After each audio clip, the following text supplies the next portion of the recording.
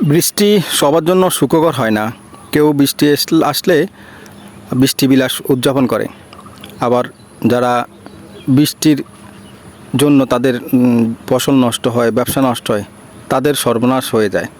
এই যেমন আমরা দেখতেছি এখন একটি ইটভাটায় বৃষ্টির কারণে নতুন ইটগুলা সব ভিজে একদম গলে গেছে, অথচ নতুন ইটগুলা তৈরি করে এভাবে থাকে রাখছে, এরপরে এগুলো আগুনে দিবে, কিন্তু বৃষ্টিতে এসে সব একদম ধ্বংস হয়ে গেছে, নষ্ট হয়ে গেছে।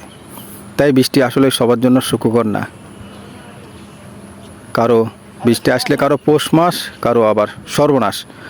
আর এরকমই একটি সর্বনাশের দৃশ্য আমরা এখন দেখতেছি গাইবান্ধা জেলার বাদিয়াখালীর একটি ব্রিকফিল্ডের দৃশ্য। এটি বৃষ্টি আসাতে সকল ইট একদম গলে গেছে, বৃষ্টির পানিতে নরম হয়ে শেষ। ব্যবসায়ীর অনেক ক্ষতি হয়েছে এতে।